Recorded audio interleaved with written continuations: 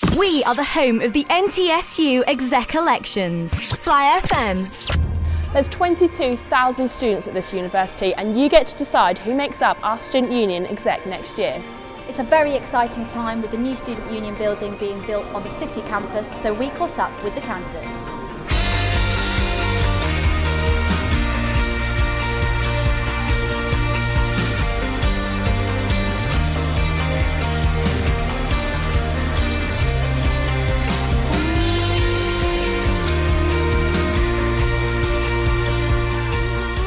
Okay, so let's talk about your manifesto now. How are you going to raise awareness around mental health? Because there's a bit of a stigma there and some people don't always want to talk about it if they are feeling down. How are you going to change that? Well, there's already some campaigns about. I want to basically just build on them, involve them. I want to make it really, really common so that everyone knows about mental health issues. I think the bigger it is, the less of the stigma. I think I also want a lot of people to know there's people there for them to talk about. The more it's spoken about, the less of the stigma there is. Now you've mentioned that you want to get dentists involved with the university, which is a good way to start because you've got the doctor there as well. How are you going to go about improving people's awareness that there's this sort of this access available? Well, I want it to be on everyone's enrolment. Like when you enrol as a fresher, you join up with the GP. So I want that to be implemented so that every fresher gets joined with that as well. And then just publicise it everywhere that this option is available for returners so that they can also know that it's about there and there'll be a dentist there for them to approach. Now you've mentioned the student budget planner as well that you want to introduce. How is that going to be personalised to every student? Well, it's going to be a blank budget planner. There'll be in it the section for them to put in their own term, each term, their own loan amount they get in, any money they get from their parents, their rent, then that'll be the money that comes back out again. This I'd like it to be like attached to your profile so that throughout the year you can adjust it, you can change it. At the bottom of this will also be contact details if any problems should arise with this. Now you've also mentioned in your manifesto that you want to get taxis to come into Clifton and on site. How would you go about doing this? Have you thought about this already? Yeah, I would speak to Nottingham Cars because we're affiliated with them, so I'd like them to. I feel like it'd be mutually beneficial for Nottingham Trent students and also for Nottingham Cars. Obviously it'll bring them more business as well. And also it'll just help students that don't necessarily know their way around Clifton campus. It's a bit of a free-fall there with taxis, so it'll be a lot easier. You know exactly where to go to pick one up. Fly FM. You stated in your manifesto that you want to create these relaxation areas. Now uni's got quite a lot of them and in the last year they've kind of increased a lot. Yeah. What are you going to do to build more in? Are they even needed? I feel like they are needed. Obviously you've got areas and obviously people at university they've got a lot of work on. You've got the students' union but I feel that's also quite a loud and quite a loud place. So I feel like areas to chill out like sofas, say if you've got problems and issues, you have like that area and space to chill out with friends and just have that time to yourself. Obviously I want to do that through all three campuses, so everything's fair, and that's the point I wanted to bring to the new SU, so get more rooms involved and so more areas for people to relax and rejuvenate. And you said then that you want to increase sort of minority groups as well and make more people aware of them. How would you go about doing this? I'd go about doing that by basically having sessions where people can come talk to me and like with different problems and issues they have, and obviously from that I would establish these rooms and etc. And you said that you want to get more students involved in sport. Yeah. How are you going to do that? Basically, I want to get more involved with sport. I've thought of a scheme such as a fit to you. So certain sports that you like, I want to have taster sessions and like recreational sessions that you can take part. And if they are happy within them areas, they can go like try out for teams. But also, I want to promote students to get fit and obviously join the gym with associated classes also. So basically, I just want to make the health of the students increase at Nottingham Trent. Now, there's some health issues that come with a bit of a stigma with them, like mental health, and people aren't always really happy to talk about it. How would you go about sort of breaking those boundaries down? If I was elected as a welfare officer, I want to encourage students to come to me and speak to me or any other welfare officers. Every student at Trent counts, so I want everyone to feel that they have a voice. So I want to encourage people to come talk to me because we're always here to help. I want their experience at university to be a great success. Brilliant. Anything else that you want to add on there? Also, there's a few points that I didn't mention in my manifesto. With the societies, I want student involvement, so people to join societies because obviously you can make so many new friends and obviously friends for life. Also, I want them to get involved with charity work. So alongside with RAG, because obviously charities is a great opportunity to get involved and great for the future. And also women and men, vote for Ben. Brilliant, thank you very much. Fly FM. You've said that you want to make an NTU a lot greener place. What sort of things have you got planned then? Basically, there's an association called the EAUC, which is the Environmental Association for Universities and Colleges. And in some of their universities, they've got this system where students pay a flat rate in their halls, and that's for their energy bills, and they have the opportunity to, if they have quite low energy usage, they have the opportunity to get money back off it, which I think it would be awesome to introduce in especially with all our new halls being built in City and the new halls at Clifton. It's something that we can definitely do, and I really think that it's worth getting into. And you want to retrain some of the reps. What would you be retraining them with? Basically, I kind of want them to understand that there is a lot of changes going on at Trent. Like, we've got a larger influxes of BME students and that, and I think that especially when, from experience when I rep, there's a few things that I felt like situations I was left in where I just was so lost, I didn't know what to do, and yeah, I think there's definitely room for us to take a little bit more of a serious note with fresh reps, because I think they don't understand how much of an impact they have on our first year students, and it's like their first week of uni life, so it's a big deal. Now, what would the emergency reps that you mentioned, what would they be doing? Well, I noticed as well, like when I said I was repping, that students would either not turn up for Freshers Week, reps I mean, and a lot of people dropped out or were de-repped, circumstance the numbers dropped, and I really think that we should have almost an emergency contact list of people who are going to be in Nottingham during Freshers Week, and or a system of people who volunteer to say maybe they didn't make the final cut of the rep list, but they still want to be a part of it, and that they could be contacted and given quick rep training and getting straight into a system, especially the larger halls that are struggling with, they're not getting enough fresher to rep time. I think that there just needs to be more of it. Now, you said it in your manifesto as well that you want to advise people on money and help them out with finances and stuff. What sort of things would you be doing to help them? I want to set up this thing called Money Mondays, but obviously the day is up for change. But I really want a one-to-one time where people can come and see me and say, look, I'm really struggling. I've really struggled at Trent.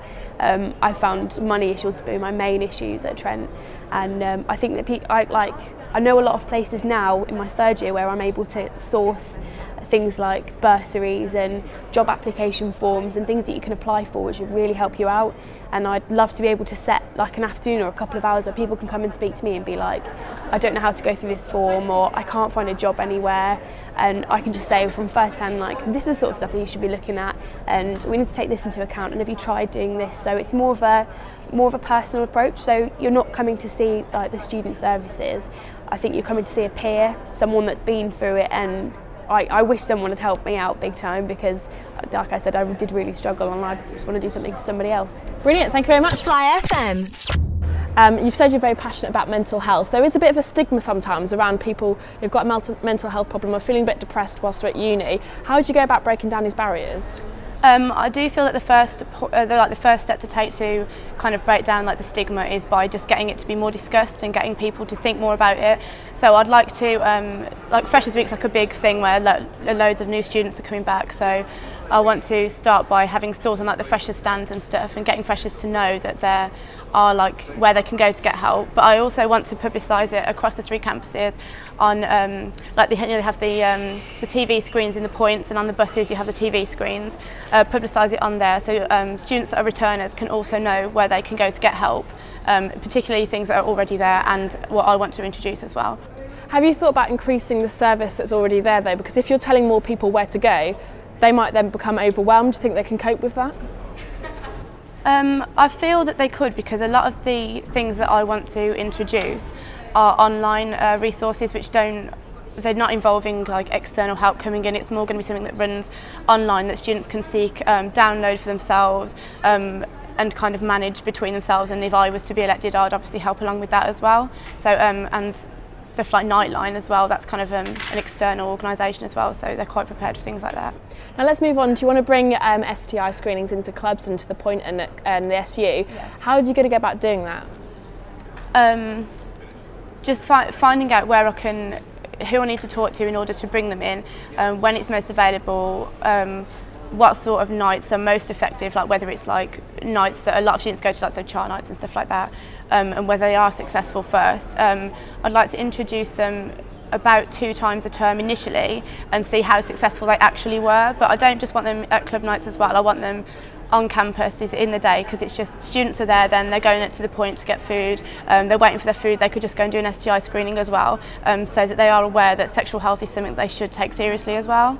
And if you do introduce it in the evenings as well, in club nights, do you think it's going to work with people who are drunk? Are they going to care about this?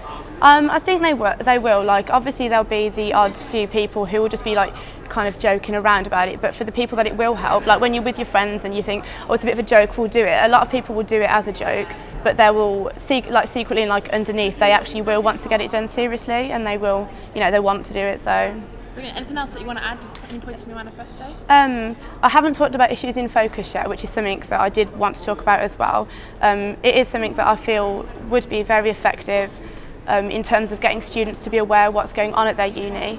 It would involve knowing what other students as well would like to kind of talk about as well, and it will get people to know what's going on. So that's one thing that I do want to push on.